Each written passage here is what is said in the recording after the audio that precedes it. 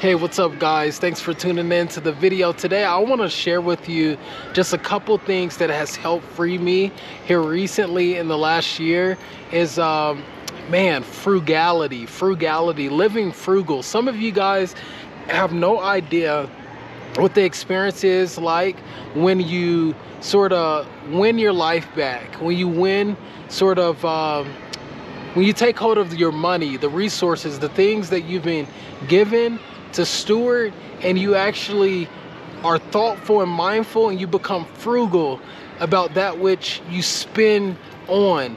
And I think one of the biggest things, me being someone over the last couple years has, by the grace of God, been able to do 6 figures every single year leading up to this point. It's been a blessing, but I know one thing that's been a big struggle is really learning how to steward, because I never had much, and I found myself doing some of the things I didn't want to do, like go shopping or wrongfully invested in things that I should never have invested in, and just throwing money here and there.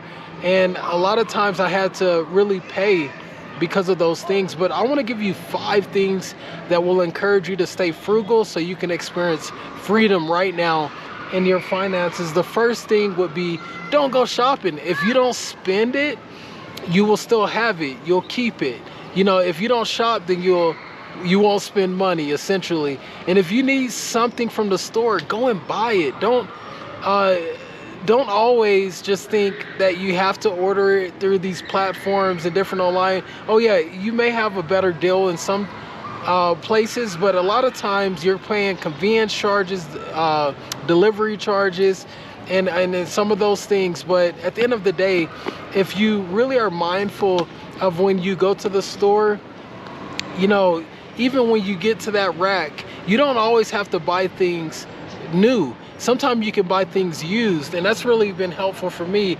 Like, there's some non-negotiables. Like for me, a used mattress, I typically don't buy used mattresses. I don't buy sort of used clothes unless it comes from a flea market that I actually like. Ah man, I mess with this flea market, I trust them. I have done it before, but there's some things that are non-negotiable for me when it comes to free and used stuff. Like a toothbrush, please don't buy a used toothbrush. Nah. But needless to say, guys, just think about some of those things. We also attempt to buy things to be full of ourselves because we have them, or even just trying to what would you say, keep up with the Joneses, try to impress other people. And I want to press upon you not to impress you, but to Zakai, Samuel, get down from there. My son Samuel, that sort of threw me off a little bit, but my son was climbing up there, had to play the dad role real quick. But needless to say, guys, try not to impress people, but more important, press upon them the good stuff, encouragement, life. Give them something that they can really walk away with, like the joy of the Lord. There's a lot of amazing things that you can give people, and you don't have to give them your pride over your possessions. So I want to just encourage y'all with that. Also, build up the muscle of saying no. Sometimes we're always sold to, I know living here in Medellin, Colombia has been an eye-opener for me, because everyone's just trying to make a living. They're trying to, you know, do what they can to make ends meet. It's more of like trying to survive rather than make a business where you thrive and you're doing all these different things. So I get it if someone comes up to you trying to sell, and out of the goodness of your heart, you really don't even want the item, but you want to support. That's amazing.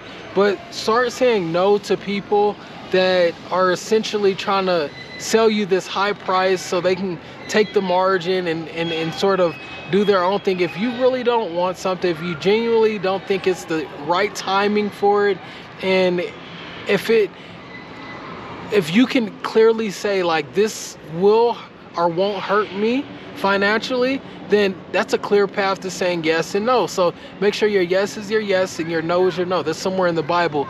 And be really clear when it comes to people trying to sell you things. Do not shop. Also, number 2 is live within your means. A lot of us are not living within our means. I know I've been there. I mean, one month you could be making X amount. Like I remember there was a time I made all the way from 10,000 to 20,000 a month, and I've experienced that, and it was really incredible. And there are still months that I can make around that range, give or take.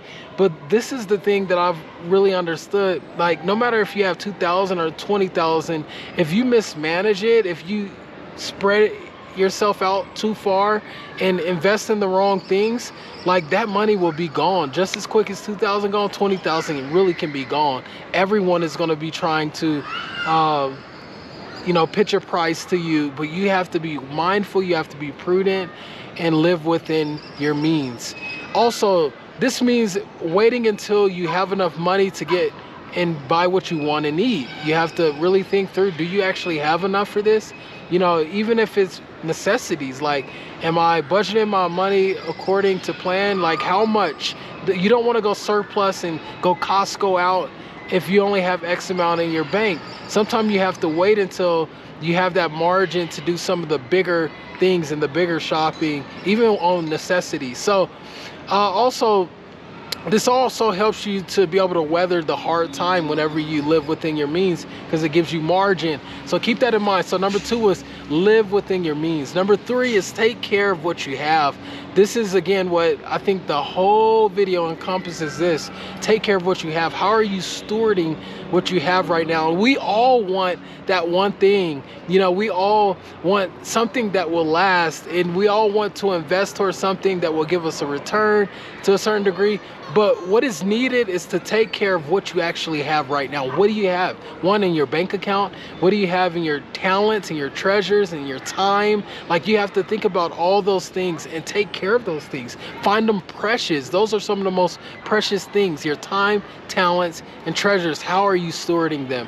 And extend the life of all your passions. Like, continue to invest in what you're passionate about, not necessarily physical things, not necessarily things that make you money or anything, but what is it inside of you that you have yet to allow the Lord to stir up? Like, it always starts within. Not always does it start without. We have to seek the Lord. We have to ask him, why am I here? What is the purpose for my life? What are the gifts that you've given me? Help me to fan in the flame and stir up that gift for your name's sake and your glory. God, help me. The next thing is to also, instead of buying one laptop, that cleaning vacuum, maintenance for your washer, your fridge, think of ways that you can, even for a time or a season, you can go use a laptop at a library or a computer at a library. You can use like a washer sort of machine location instead of investing so much up front. You just got to find ways to work with what you got and take care of what you have without having to spend on this or that to put so much money towards this or that. Be frugal, think and be mindful of some of those things. We also need to learn how to repair instead of replace. Repair some of the broken things. Like, half the time my kids, like, I remember getting a flat tire one time driving down the road, and come to find out, after I already went and purchased another $200 something tire on our SUV, I found out that the thing was repairable. I didn't have to replace the tire, and I could have really repaired it for $15 at Walmart. And I was like, oh my Lord, I wasted all that money. But needless to say, guys, think of ways you can repair things rather than replacing them. That goes for a lot of things, in your house: the washing machine, the dryer, the toilet. I don't know if you house owners are there. Even shoes. You can take it to a repairman and fix the little hole in your shoe. Like, whatever it looks like. Number 4, we're moving on. Number 4 is wear it out. Wear it out. Wear it out.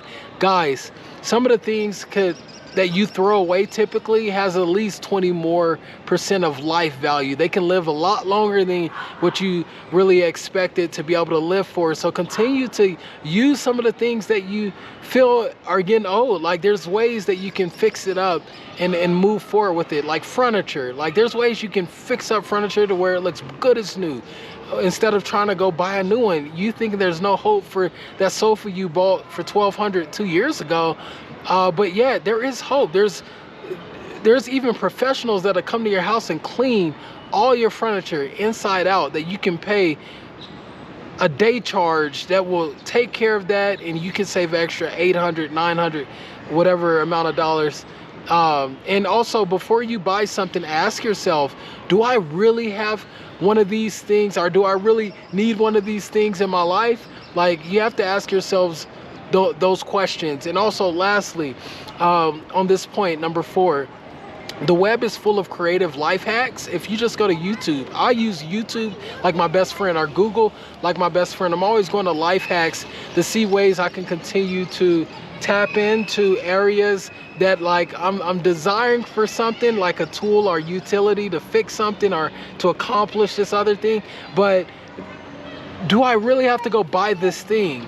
Like, for instance, today with my son, he got a brand new remote control car, and whenever we got the car and got it to the house, we noticed that it needed batteries. So instead of going to the store and buying a whole bunch of batteries, we just took it out of some old remotes that we weren't using and utilized them that way, because we already had that thing in the house. So sometimes you just have to look at quick life hacks that is really helpful to reuse things that you already have, rather than go use your money, swipe your card, you know, pay online to order this and that. You just have to be mindful of those things. The next thing that I want to share about is, what if your phone is not working and it's crashing and it's going really bad? Sometimes it's just a mechanical thing. Sometimes it's just visiting someone who has information that you don't have, that can back up your phone, delete some of the things that you are no longer utilizing, and that phone will work brand new. Sometimes you just have to back up some things. And I ain't talking about, you know, you gotta be thinking about this, guys, every single day. The last thing, do it yourself. Do it yourself. No, can you fix that light bulb? Yes, you can. Do your maintenance on your car yourself. Find that handyman, that cousin, that uncle. Get that help that you need. The next thing is, do your taxes. Fix your, you know, the plumber, that leak, whatever it is. There's tools, there's resources on YouTube. Plant the garden.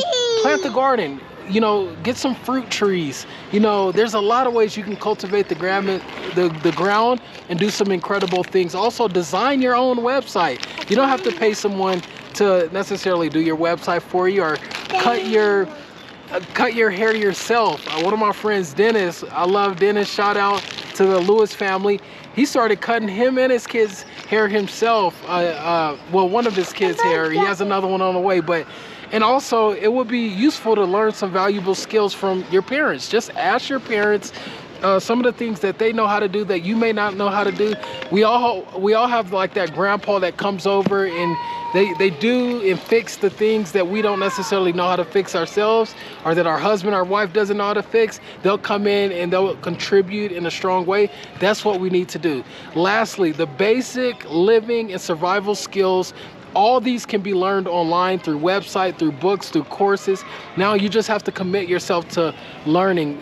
The Bible says clearly, my people will perish for a lack of knowledge. What you don't know will hurt you, and you will have to pay for it. It will cost. So continue to just grow in knowledge and understanding and wisdom, and I'm telling you, it'll change your life. The Bible taught me that. All right, we'll see you soon. Subscribe, rate, review, and also, yeah, holler at us later. Go check out some more of our videos, and make sure, again, guys, you write in the comments something that will be helpful for someone else that you know, that a way that they can live more frugal. All right, peace.